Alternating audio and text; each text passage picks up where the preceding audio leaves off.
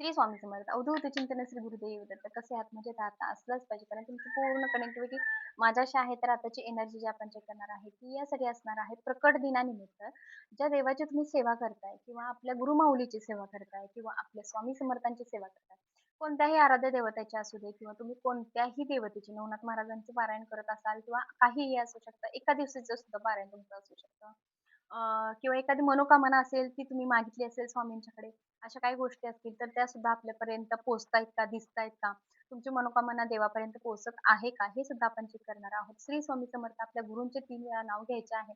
ज्या गुरूंची सेवा तुम्ही केलेली आहे प्रकट दिनानिमित्त, तर त्या गुरूंचं तुम्हाला नाव घ्यायचं आहे. 3 वेळा तुम्हाला नाव घ्यायचं आहे. श्री स्वामी समर्थ, श्री स्वामी समर्थ, श्री स्वामी समर्थ. दिगंबरा दिगंबरा श्रीपाद वल्लभ दिगंबरा दिगंबरा दिगंबरा श्रीपाद वल्लभ दिगंबरा.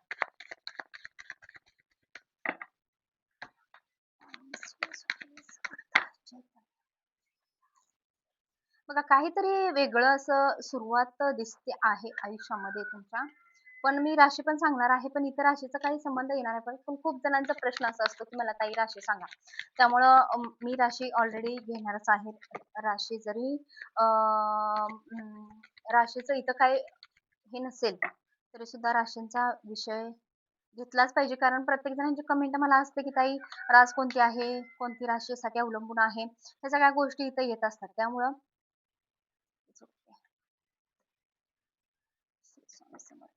कुंभ राशीसाठी, मिथुन राशीसाठी आहे. कुंभ राशी स्ट्रॉंग आहे.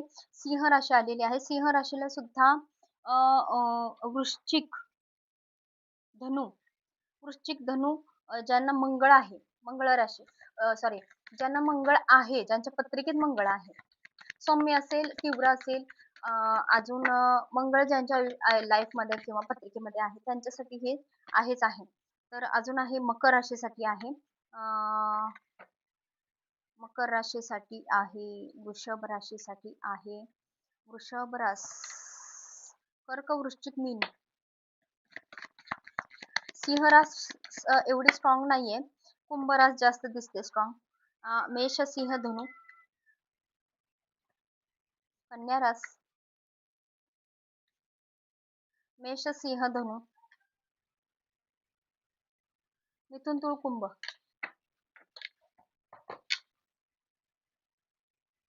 वृश्चिक बॉटम मध्ये आहे वृश्चिक.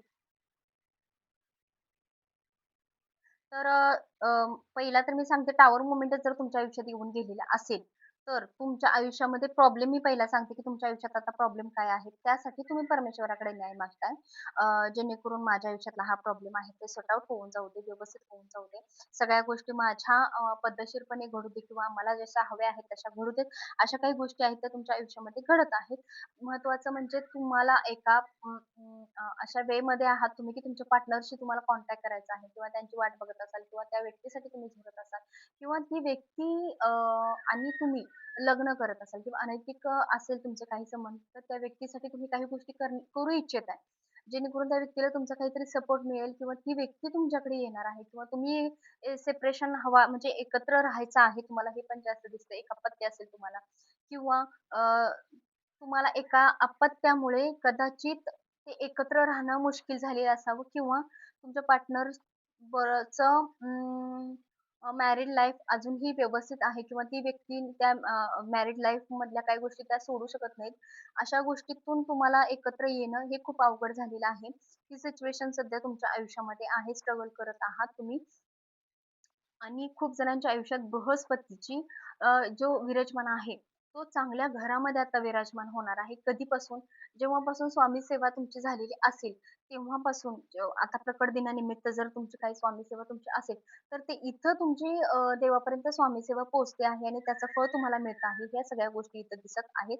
अजून दुसरं असं आहे, की एक विषय आहे किंवा एखादी गोष्ट अशी आहे, ती तुम्हाला हवीच आहे. त्या गोष्टीसाठी पूर्ण तयारी करून बसलाय, पण ती मिळत नाहीये. खूप म्हणजे आटोकाट सगळा प्रयत्न केलाय, सगळं परत तिथपर्यंत आलाय, पण ती गोष्ट मिळत नाहीये तुम्हाला. तुम्हाला तिथपर्यंत जायचं आहे, त्या गोष्टी सगळ्या करायच्या आहेत. पण त्या गोष्टी तुम्हाला होत नाहीत, मिळत नाहीत किंवा त्या गोष्टीपर्यंत तुम्ही पोहोचू शकत नाहीये. अशा काही गोष्टी आहेत, त्या सुद्धा इथं घडताना दिसत आहेत. अजून दुसरं आहे भविष्यामध्ये, भूतकाळामध्ये सॉरी भूतकाळामध्ये मंगळ ज्यांना आहे त्यांच्यासाठी जास्त आवर्जून सांगू शकते मी, की ज्यांच्या आयुष्यामध्ये टॉवर मोमेंट येऊन गेलेला आहे, त्यामुळे जे काही आयुष्य विस्कटलंय त्यासाठी सुद्धा तुम्ही स्वामींपुढे हात जोडलेले आहात, स्वामींपुढे सेवा करत आहात, स्वामींवरती विश्वास ठेवून येणाऱ्या काळात त्या गोष्टी व्यवस्थित व्हाव्यात. ह्या सगळ्या गोष्टीचा तुम्ही आटोकाट प्रयत्न करत आहात. नक्कीच ते यश मिळेल तुम्हाला, हे मी सांगू शकते तुम्हाला. आणि दुसरं असं आहे, की अ, अ, एंजल नंबर तुम्हाला दिसत असतील किंवा पारायण सुरू असताना एखादा एंजल नंबर दिसत असेल, डोळ्यातून पाणी येत असतील किंवा दिव्यातील वात जी काजळी तयार होते, त्या गोष्टी तुम्हाला अचानकपणे दिसत असतील. ह्या सगळ्या गोष्टी जर खऱ्या असतील, तर नक्की मला कमेंट करून सांगा. हो ताई, ह्या सगळ्या गोष्टी आमच्यासोबत घडल्या होत्या. एखाद्या सावलीचा दृष्टिकोन असेल किंवा पावलांचे ठसे जे असतात त्याचा दृष्टिकोन, अशा काही गोष्टी आहेत त्या तुमच्या निदर्शनास आलेल्या दिसता आहेत. आणि कलरफुल फुलं जी असतात ती अचानकपणे तुम्हाला दिसली किंवा स्वप्नामध्ये एखादं स्वप्न पडलं.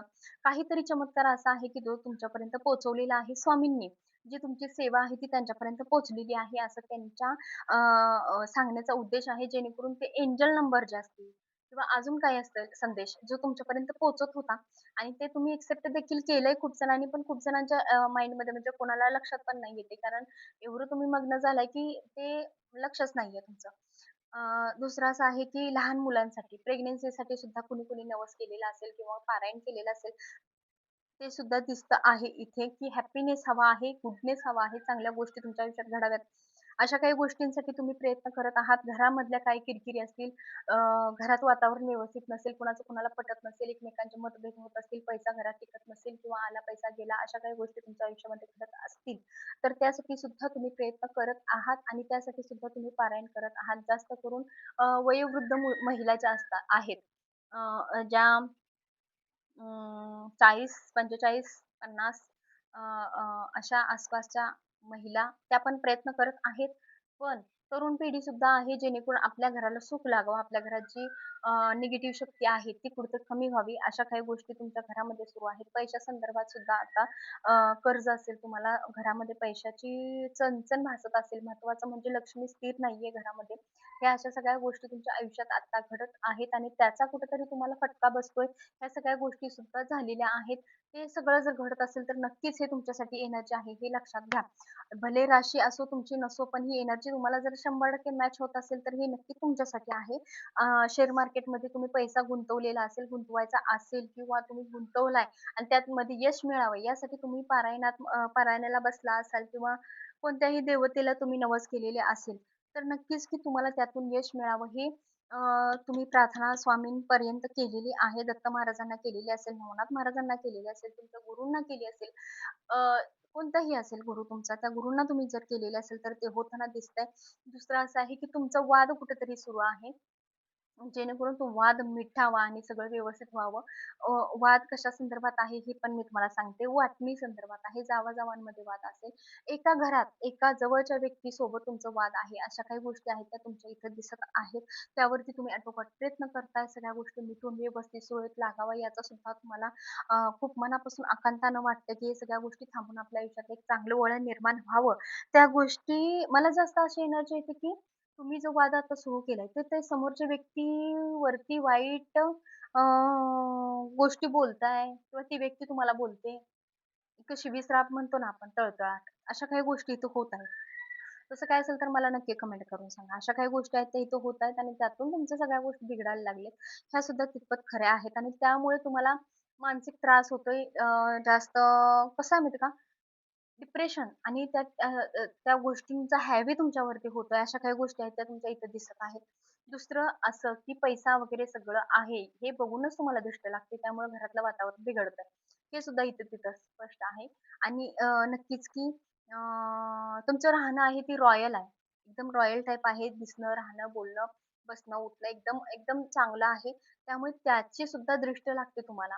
त्यामुळे सुद्धा तुमचं कसं आहे, की कधी-कधी आजारी पडणे, कधी-कधी दवाखान्यात जाऊन म्हणजे हॉस्पिटलमध्ये जाता पण गुण येत नाही किंवा खूप पैसा घालून सुद्धा आजारपण थांबत नाही किंवा चिड होते, राग-राग होते. मुद्दामच असं 1-2 शब्द बोलले, की ते बळणच भांडण अंगावर येतंय. अशा काही गोष्टी आहेत त्या तुमच्या आणि अचानकपणे चेहरा उतरणे. बघा, कधीही तुम्ही ट्राय करून बघा, की आता मी फ्रेश आवरलंय. थोड्या वेळाने आरशात बघायला गेले, की पूर्ण चेहरा कोमेजून दिसतोय आपला. तर ते नजर-दृष्टीचं लक्षण असतं आणि आपल्यावर कोणतरी नजर टाकत असतं. तर त्यासाठी सुद्धा इथं तुम्हाला नजर-दोष खूप आहे. दुसरं असं आहे, की ह्या सगळ्या गोष्टी लक्षात ठेवा. कारण ज्या गोष्टी मी तुम्हाला सांगितलेल्या आहेत, त्या जर तुमच्यासोबत घडत असेल, तर नक्कीच हे एनर्जी तुमच्यासाठी असणार आहे. तर अजून असं आहे, की अ, एक अ, एक व्यक्ती एक व्यक्ती आहे तुमच्या आयुष्यामध्ये, जी खूप शाईन करते.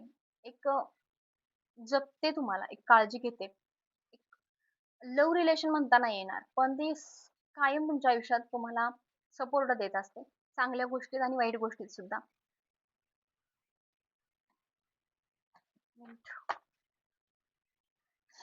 मला एकदा बघावसं वाटतंय, की लव्ह रिलेशनच्या थ्रू तुम्हाला मेसेज काय आहे? लव्ह रिलेशनच्या थ्रू तुम्हाला मेसेज काय आहे? लव्ह रिलेशनच्या थ्रू तुम्हाला मेसेज काय आहे?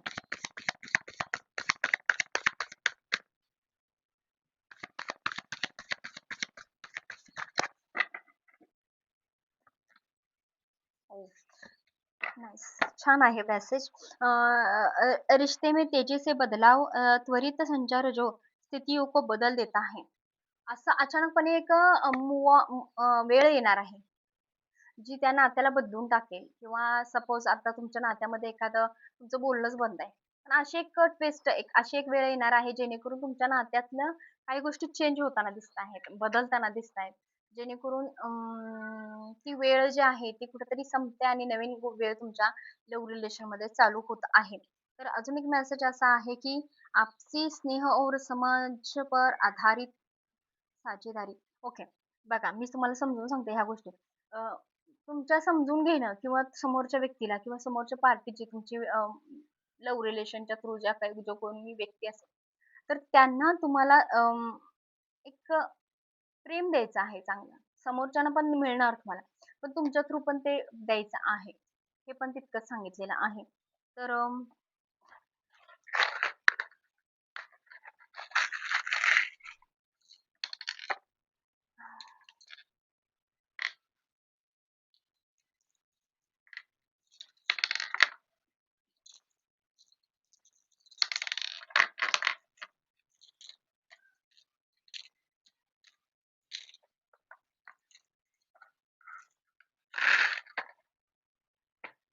ही सगळी एनर्जी जी आहे तुमची, आताची आपण एनर्जी आपण सगळी जी बघितली, निगेटिव्ह, पॉझिटिव्ह काहीही असेल, आपण जे इथं बघितलेलं आहे, जे तुम्हाला मॅच झालेलं आहे, त्यापैकी बऱ्यापैकी ही सगळी एनर्जी जी आहे, ती देवापर्यंत तुमच्या प्रार्थना पोहोचते आहे का?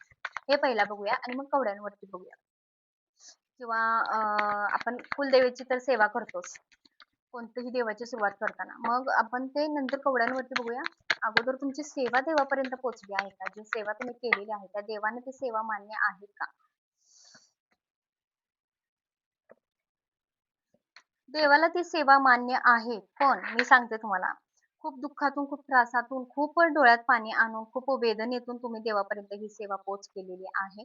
पण देवाचं मत असं आहे, की "बाळा, जे तू मला दिले मला मला सांगितलंयस, त्यापेक्षा चांगलं तुझ्यासाठी जे काही आहे, तेच मी तुला देणार आहे.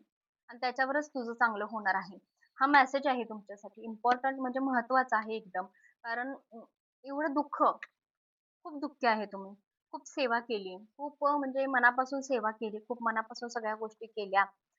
खूप जणांनी पारायण जे आहे ते सामूहिक पारायण सुद्धा केलेलं आहे. खूप जणांनी. पण त्याचा निर्णय जर सांगायचा म्हटला, तर देवाची इच्छा किंवा ज्या गुरूंची तुम्ही सेवा केली, त्या गुरूंची इच्छा अशी आहे, की "बाळा, तू टेन्शन घेऊ नकोस किंवा नाराज राहू नकोस. जे तुला द्यायचं आहे, ते मी माझ्या मर्जीने देणार. तुला जे योग्य आहे, तेच मी तुला देणार आहे. तुला हवं ते मिळणार नाही. कारण तुझ्यासाठी जे योग्य आहे, तेच मला तुला द्यायचं आहे."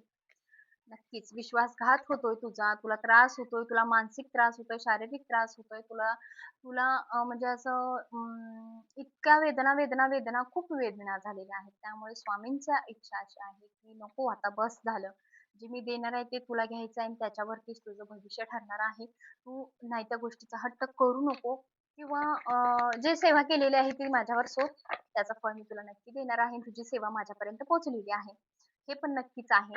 नक्की आहे. आयुष्याला ग्रहण लागलेलं आहे. खूप कंटाळातून, खूप त्रासातून तुम्ही ही सेवा पूर्णपणे संपन्न केलेली आहे. सगळी निगेटिव्ह शक्ती तुमच्यामध्ये भरलेली आहे. तीच सगळी इथं कंटिन्यू दिसत आहे. त्यामुळं सेवा तर स्वामींच्या पर्यंत नक्कीच पोहोचलेली आहे. पण स्वामींचा एक निर्णय आहे, की स्वामींना फक्त एवढंच वाटतंय, की जे मला मला तुला द्यायचं आहे, तेच मी तुला देणार आहे. तुझ्यासाठी जे तुझा हट्ट जो आहे, ते मी तुला देणार नाहीये. हे इथं स्पष्ट आहे. कवड्यांवरती बघूया आई, जानाई देवी किंवा तुमची कोणती देवी असेल तर त्या देवीचं 3 वेळा तुम्हाला नाव घ्यायचं आहे.